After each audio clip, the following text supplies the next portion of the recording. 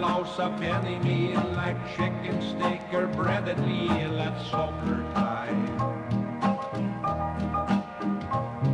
Hilda don't make very good herring, and that's just what keeps me swearing all the time. And I mumble bad words too.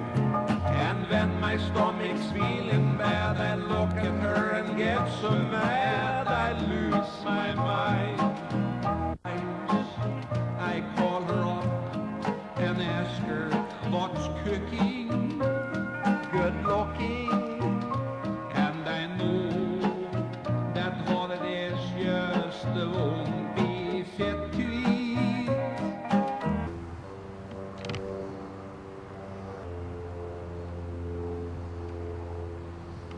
Oh, nothing, I guess. I'll make up a fresh pot of coffee. I just Coffee or wine or whatever. Hi Dan. I suppose you think I forgot about you, but I thought about writing the recipe down and then decided, well, some of this stuff you just can't write down and have you understand it. So I've got my dad here running the video camera, and we're going to put together a little video to show you how to make pickled herring. And thought I'd first go through some of the ingredients that we use. First of all, you're going to need a big bowl if you make it in a large quantity. And newspapers to clean up all the mess. Read this stuff too, but it uses whole allspice, bay leaves, whole mustard seed, lots of sugar, lots of vinegar, and then lots of water. And uses onions. You can either use red or white onions. I normally use red onions, but I didn't have any right here for this video, so Lynn is at the store getting some red onions for us, and some carrots. And I like to pick carrots that are fairly large in diameter and that aren't as tapered as this, because when it tapers so much like this and you try and make the decorations like I do with the carrots to make them look like flowers, they get kind of small. And so Lynn is out getting some better carrots for us too, so she'll be back in a little while. And then you'll need some slicer type thing to slice the carrots and the onions, and we'll go through that in a little while on how to carve the carrots and how to slice the onions. And you'll need a good knife. Got two here. Dad's going to get involved here in a little while too, and then a couple cutting boards. And that should be about it for the ingredients. Oh, forgot the herring. I've got that soaking in the back room. Salt herring usually from Iceland. This particular bucket really doesn't tell me where it came from, but it's herring that I've used before, and it comes in this tub. It's about 14 pounds, I think, and about between $3 and $3.50 a pound. And it comes in a salt brine, and you bring it home and you soak it for 12 hours or overnight before you make the herring. So let me get the bucket where I've been soaking the herring, and I'll show you that. The bucket or the bag, however you're going to buy them, I pour the liquid that's on there off and rinse the herring off, and then I soak it in water. I have to put it in a larger bucket so it's got enough space around it so it can soak some of the salt out. And I usually change the water about once, and soak it for 12 hours. So, and then I'll just pour the water off here.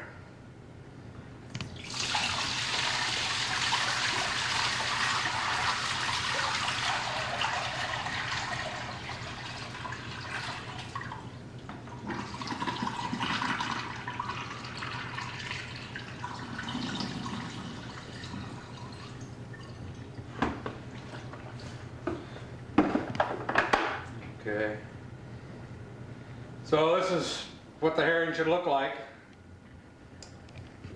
About, oh, I don't know, maybe a pound a piece or so, pound and a half. And should be nice and firm to the touch. Okay. Go to the table and we'll set that up. Got an old rug on the floor here, so you get pickled herring juice on the floor. And I use newspapers to put under the cutting board so that it can absorb all the water from the herring, and then from time to time while you're doing it, you roll up all the garbage and throw it away. So I just take and get quite a stack of newspapers. And, makes cleanup a lot easier.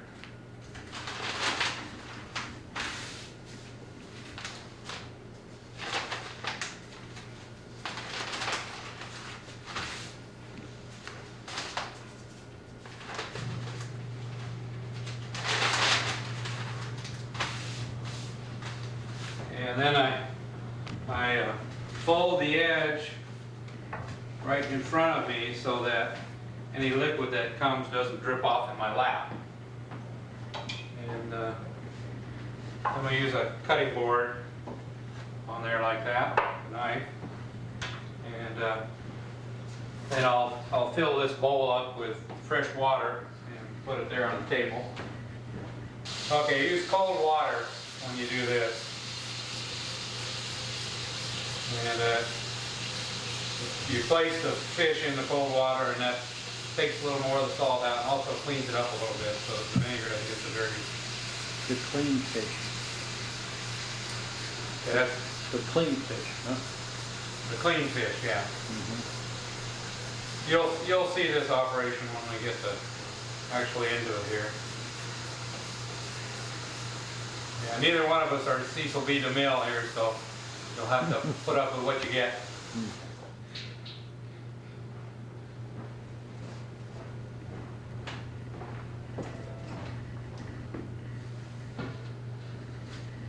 Okay. Okay, now the fun part.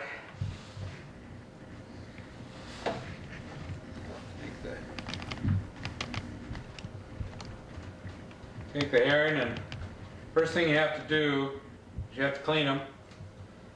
And so what I do is I just take and cut along the bottom side, just like that. Then you scrape the insides out.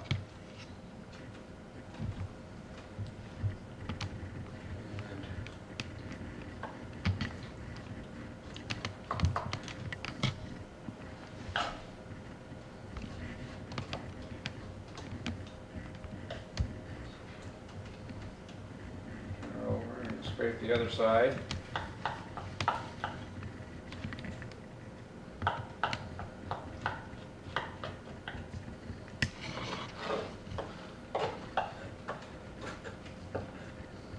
And then to skin it, you take and you make just a cut through the skin along the backbone.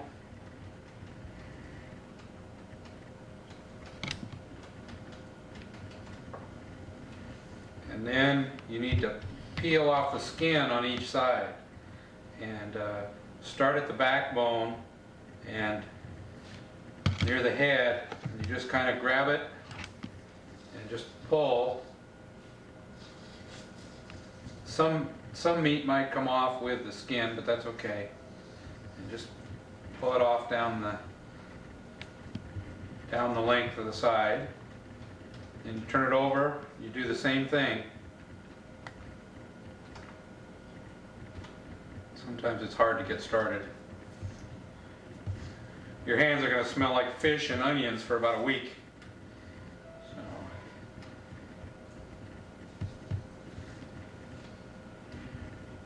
Then the dorsal fin, you can kind of reach in where you made the cut and just kind of peel it out and it'll come out with the bones, and then you can continue tearing off that piece of skin.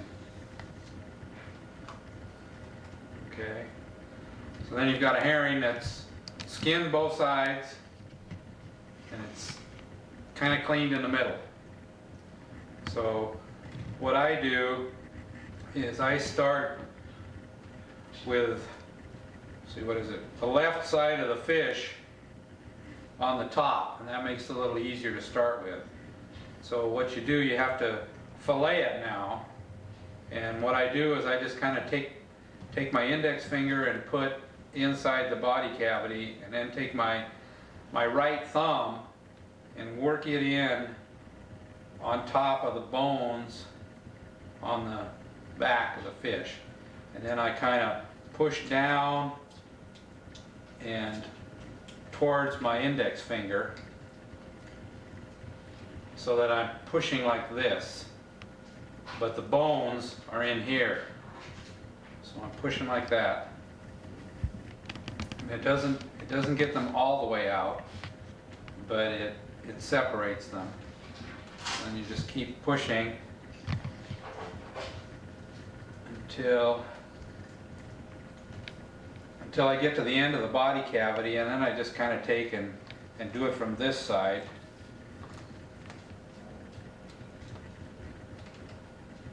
When I get to the end, I just cut it off. Now, it doesn't get all of the bones out, but it gets most of them. And you don't have to worry about the little ones that are sticking up from right along where the backbone was, but you should pull out all the rib bones, because they're quite a bit bigger.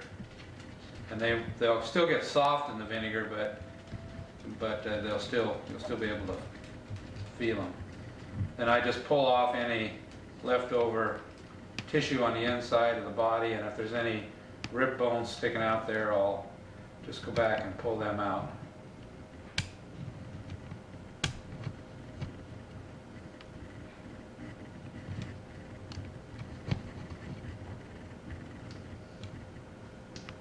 Okay, so that's all there is to that. Then I just put it in the clean cold water there. And then to go back and take the bone off the other half of the fish, I just leave it laying the way it is and just kind of work my thumb in on the top. Again, pushing on bones on the other side. This side I do a little different because I haven't mastered doing it the other way, so I just kind of pull it up and work my fingers along the backbone, and just sort of pull it off down here. Then we cut it off, and so then you've got that left over.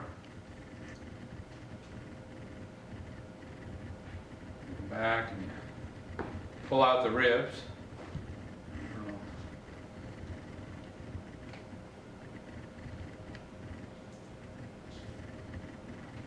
And I pull off that layer. It's a black layer on the inside of the cavity there. I don't know, it's some sort of membrane, but you really don't have to take it off, but it just looks better when you get done. And then if you kind of run your finger along the bottom cut, you can feel if there's any bones in there that you've missed. Okay, that's one. Let's do another one, and you can watch again. This cutting board that I'm using is just a piece of 3/4 inch plywood. You won't be able to use it for anything other than pickled herring. So don't get a fancy cutting board, or don't use your breadboard in the kitchen or whatever. Just you never get the smell out. All the oil from the fish. So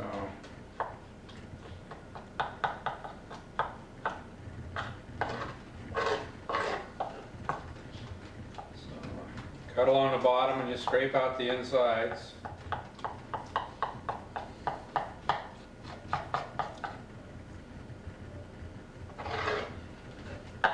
And you make the cut along the back.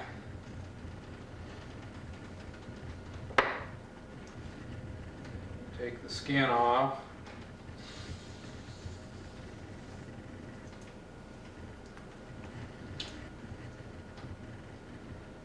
Yeah, these are pretty good herring. They're peeling pretty good, skinning pretty easy.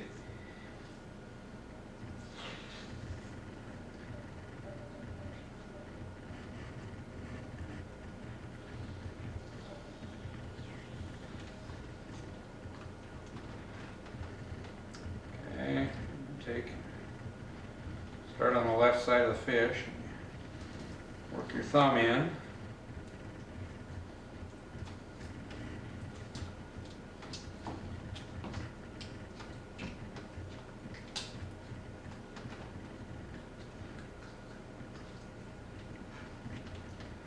When I go about as far as I can reach, then I go back and I pull it off the ribs at the front so that way it folds over better. Just keep going.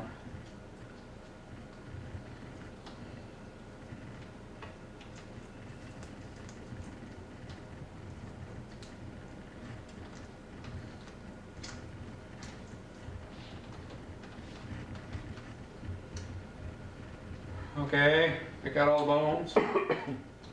This one didn't come out quite as good as the last one, but that's all right. Start on the other side.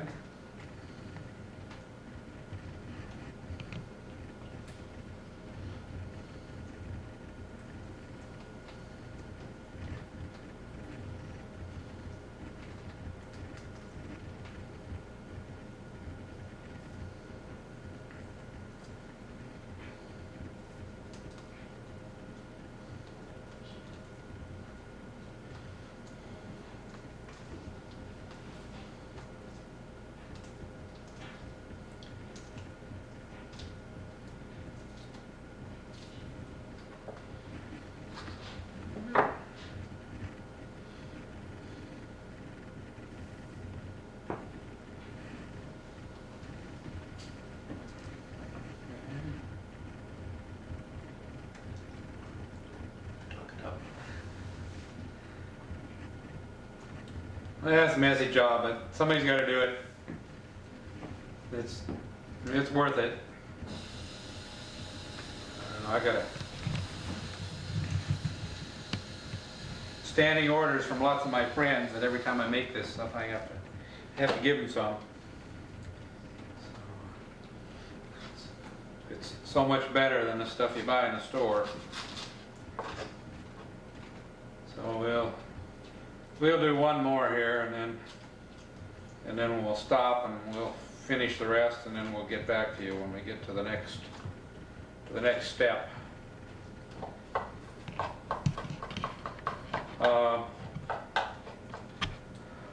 Some fish markets don't carry this herring, so if you've got one that maybe is a distributor, you can find it there, or you can go to if you have any Scandinavian or German delicatessens, sometimes they sell it.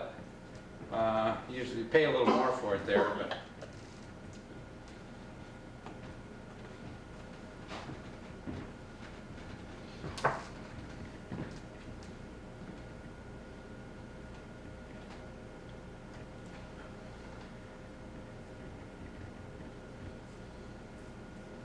this one's not cooperating.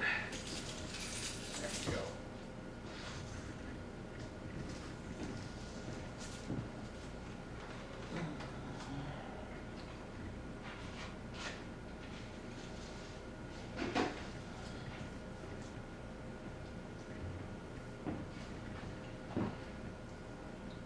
Usually takes me about, I don't know, probably about 3 hours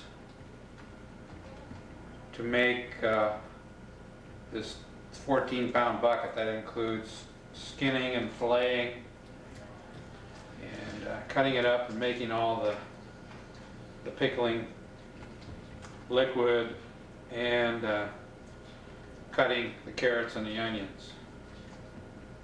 So you have to plan on a whole evening to do this.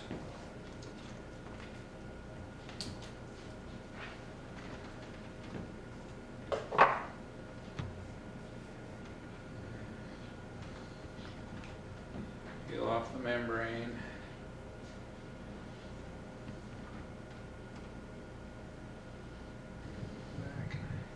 get the rib bones.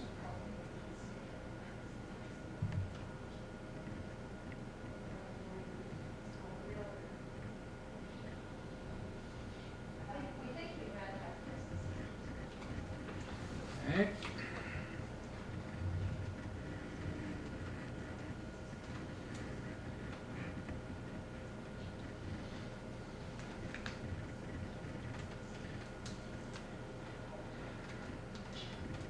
This side never comes off looking like the other side, but if you can figure out a better way to do it, well, let me know.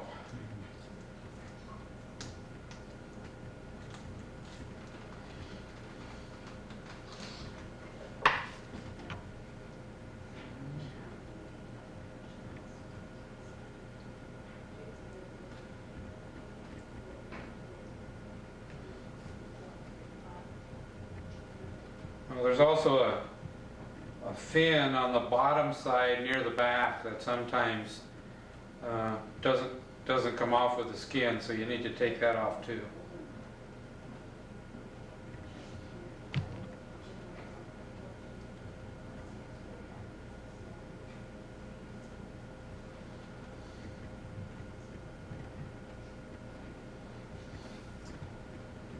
Okay, and we're going to continue to finish this herring, and then we'll pick up with the next step in a few minutes.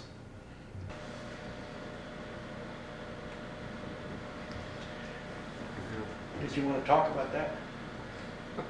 Well, this is the mess that's left over, and I don't know, I suppose it's about, what, an hour and a half later now, and we've got all the herring filleted. I'm working on the last one, and then we'll make the pickling liquid and cut them up. Okay, now we're ready to make the pickling liquid, and I'll send you a written copy too, but I'm going to put about 6 1/4 cups of sugar in here, and then I'm going to put about 6 1/4 cups of I'm going to use warm water here just to help dissolve the sugar.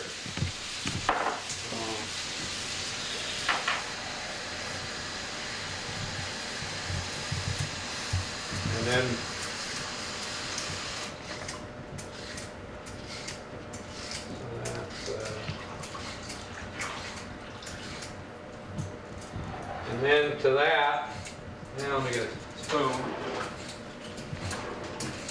Stir that up a little bit. To that, we're going to add 2 1/3 quarts of white vinegar.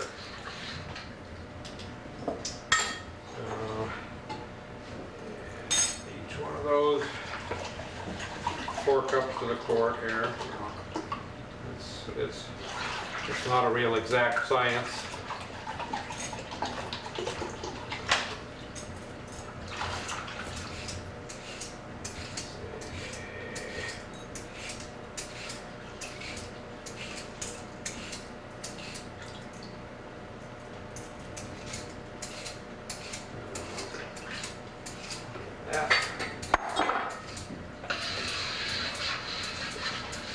And the directions in the book said to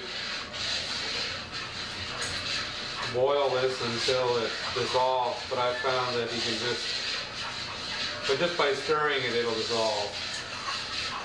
So it's kind of a cloudy liquid, and when you get done, it'll be clear. So I just stir it until it dissolves. And, Mom's helping me peel the carrots here. So as soon as I get done stirring here, I'll show you how we cut the carrots.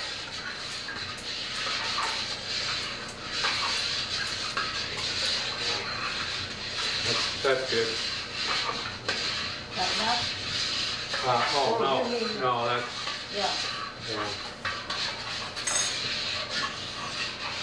This is probably enough of this. Now we're going to start the onions, and this is a little. I got a lot of onions to cut, so this is a trick that I use, and it works pretty well. Makes me look kind of funny, but But put this around my head. Kirsten's laughing at me over here, but it beats crying in my beard. So then I just cut off the bottoms of the onions and standard old thingy here.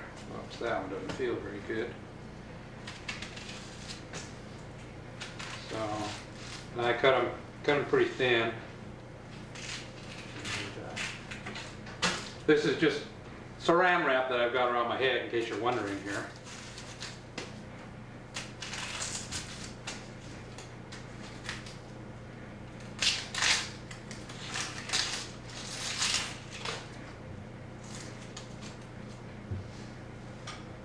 I don't know how many pounds of onions we've got here, but it's quite a few.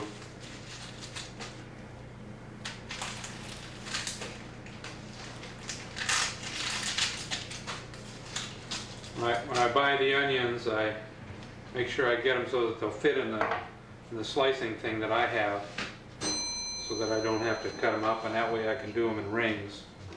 And I just put it on the bowl and use this thing with my fingers. And oh, I don't know, they're about 1/8 of an inch thick, or a little thinner maybe, whatever you like.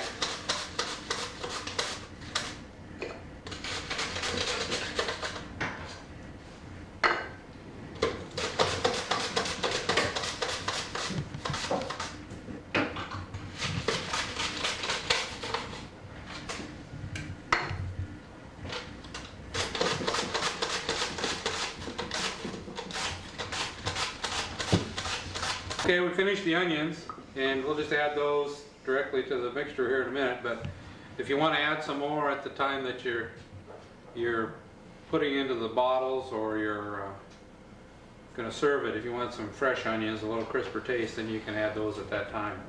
Then the carrots, just try and get fairly good sized ones, and I usually cut them in about 3-inch lengths or so. And to make them shaped like flour, I just take and make some cuts down the edge, around the edge.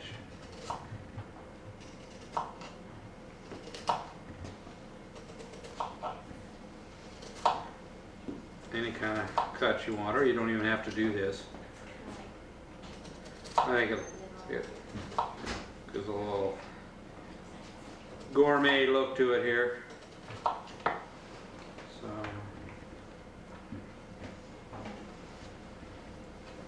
this is just throwaway or salad or whatever you want.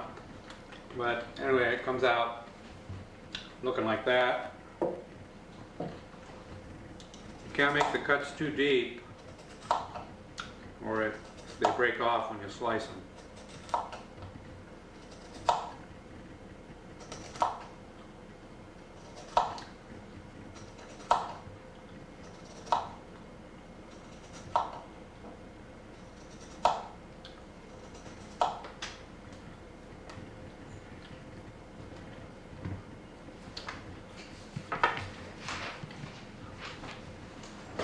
And then you just do it like the onions.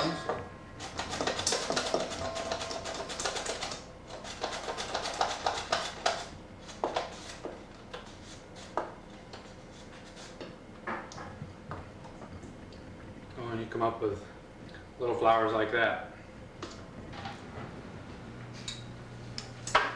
Okay, Okay, is it on? yeah. Oh, I didn't see any red light or anything. Oh, well, I got that thing. Oh, sorry about that. Okay, now we've finished cutting up all the carrots, and I like carrots, so I add as many as I think is necessary. So whatever you like. Now we've got the filleted herring, and it's I've dumped out the water that we had it soaking in, and now I'm going to cut it up and put it into the pickling solution. And you just use your own judgment as to how big a pieces you like. Of course, my dad likes to make big pieces because he eats it all. But if you make little pieces, it goes farther. So I cut them from maybe 3/4 to about 1 inch wide, maybe 1/2 inch, just depends. And then just put them into the liquid.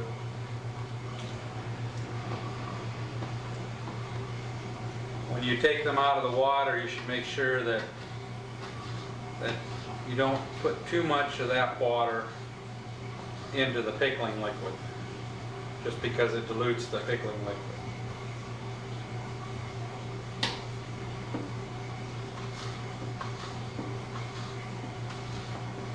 When you're cutting it, you'll feel some of the bones in there, but they're all real small, and they'll get soft in the pickling stuff.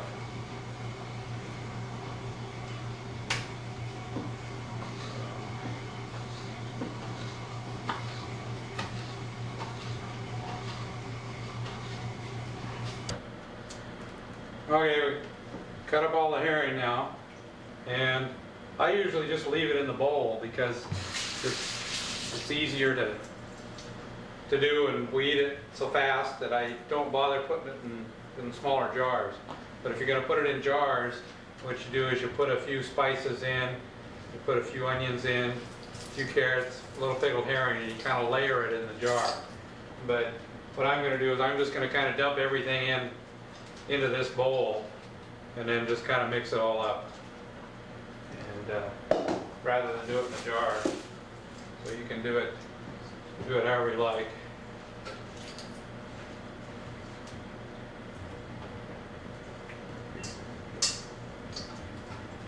Oh, I start to cry already here. Stuff underneath.